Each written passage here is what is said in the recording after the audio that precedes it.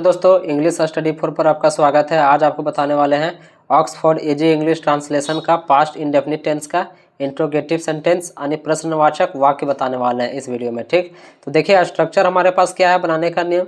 तो did plus subject plus V1 plus object, तो ये है हमारे पास स्ट्रक्चर। इसी के अनुसार बनाना है इंट्रोगेटिव सेंटेंस को, क्योंकि हेल्पिंग वर्ब जो है पहले आ जाता है।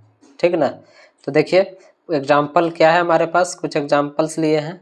क्या आप अंग्रेजी जानते थे? क्या, जिसमें क्या से शुरू हो रहा है वो सभी क्या है, इंट्रोगेटिव सेंटेंस है, प्रश्न पूछ रहे हैं। तो वो सभी बनाने का नियम जो है, स्ट्रक्चर जो है, ये did plus subject plus V1 plus object है। तो इसके अनुसार जो है इसे सभी सेंटेंस को बनाएंगे। तो चलिए आइए शुरू करते हैं। क्या है एग्जाम्पल नंबर 1। तो देखिए क्या आप अंग्रेजी जानते थे, तो क्या शुरू में है। ठीक ना, तो सबसे पहले क्या होगा, डिड यानी हेल्पिंग वर्ब। तो डिड उसके बाद क्या है, सब्जेक्ट आप यानी यू। आपको इंग्लिश में क्या बोलते हैं, यू। उसके बाद V1 क्या है, वर्ब। तो जानना को इंग्लिश में क्या बोलते हैं, नो। क्या बोलते हैं, नो बोलते हैं। Do you know. ऑब्जेक्ट क्या है, अंग्रेजी यानी इंग्लिश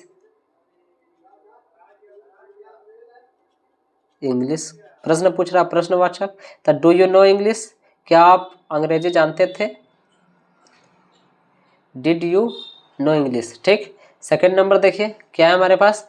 तो क्या तुमने पुस्तक खरीदी, क्या तुमने पुस्तक खरीदी। तो देखिए यहाँ भी जैसे डिड पहले होगा, क्योंकि हेल्पिंग वर्ब एक ही है ना। तो डिड, तुमने का क्या होता है, यू।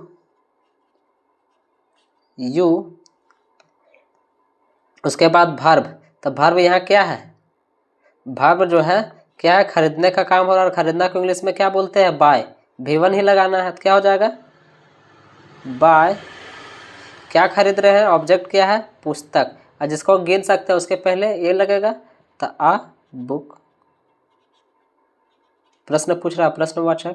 तो did you buy a book, क्या तुमने पुस्तक खरीदी। इसका सेंटेंस बन गया। जिसको हम गिन सकते हैं उसके पहले एन का प्रयोग करना आवश्यक है। ठीक, तो देखिए थर्ड नंबर क्या है। थर्ड नंबर है क्या उसने तुम्हें गाली दी, क्या उसने तुम्हें गाली दी। तो सबसे पहले क्या होगा, डिड। उसके बाद क्या होगा, सब्जेक्ट क्या है, ही मतलब उसने भी होता है, वह भी होता है। तो डिड ही। उसके बाद क्या है, वर्ब यहाँ का काम हो रहा है, गाली देने का। एब्यूज होता है, एब्यूज में क्या होता है, गाली देना। तो डिड ही एब्यूज, किसे गाली दे रहे हैं, ऑब्जेक्ट क्या है, तुम्हें यानी यू। क्या हो जाएगा, यू। तो डिड ही एब्यूज यू, क्या उसने तुम्हें गाली दी। ये इसका सेंटेंस बन गया, क्योंकि सब्जेक्टिव और ऑब्जेक्टिव केस यू ही होता है। ठीक ना। 4 नंबर देखिए, 4 नंबर क्या है, क्या आपने कोशिश की, क्या आपने कोशिश की। तो उसी तरह देखिए डिड का पहले प्रयोग करेंगे, क्योंकि डिड शुरू में है, डिड। उसके बाद सब्जेक्ट क्या है, आपने यानी यू, डिड यू। उसके बाद क्या है, वर्ब। तो यहाँ कोशिश करना, तो कोशिश करना के इंग्लिश में क्या बोलते हैं, ट्राई। क्या बोलते हैं, ट्राई। तो डिड यू ट्राई, क्या तुमने कोशिश, आपने कोशिश की। ये इसका सेंटेंस बन गया। उसी तरह देखिए 5 नंबर क्या है। तो क्या वह स्कूल जाता था, क्या वह स्कूल जाता था। तो देखिए क्या हो जाएगा, डिड पहले हो जाएगा, डिड। सब्जेक्ट क्या है, ही, डिड ही। उसके बाद वर्ब क्या है, जाने का काम हो रहा है, तो V1 ही लगाना है। तो गो टू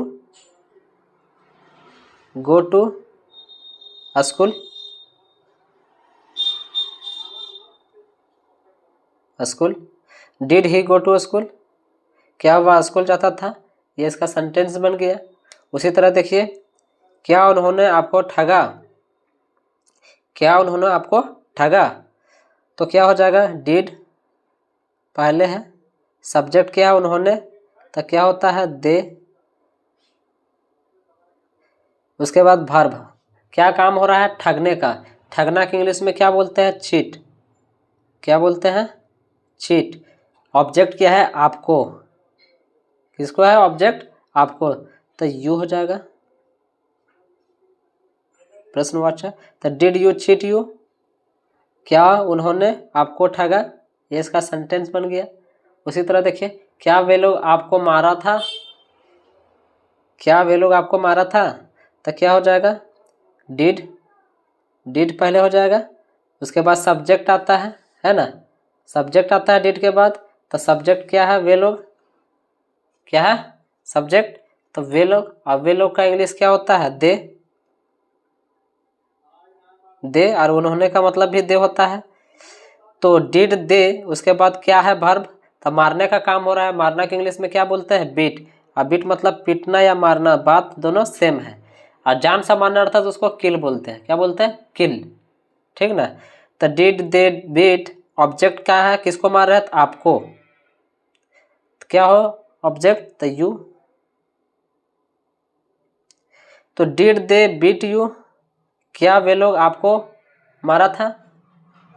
ये इसका सेंटेंस बन गया। उसी तरह देखिए 8 नंबर, क्या तुम आम खाते थे? क्या तुम आम खाते थे? ठीक। तो यहाँ देखिए क्या है फिर? Did subject, sorry helping verb did, subject क्या है? तुम आने यू। यू। उसके बाद वर्ब। वर्ब यहाँ क्या है? खाने का काम। खाना के इंग्लिश में क्या बोलते हैं? ईट। वर्ब का फर्स्ट फॉर्म ही लगाना है।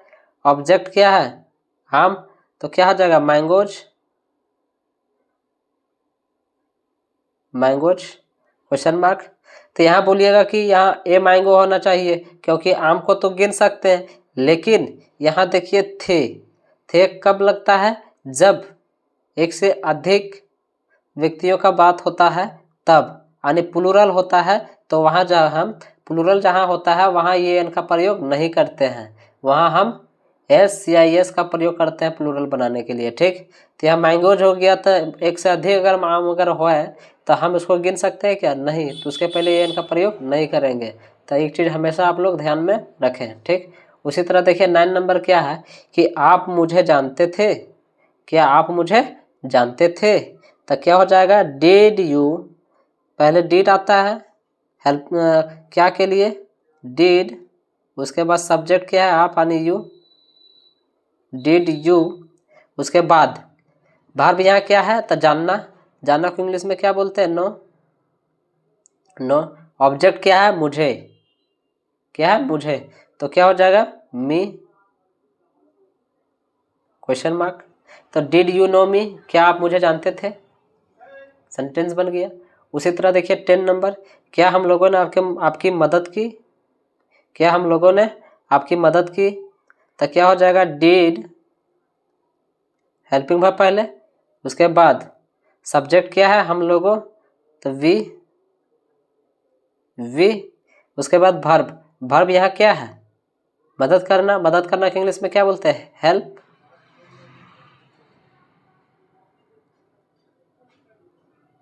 हेल्प। Did we help? किसकी मदद कर रहे हैं? आपकी यानी यू।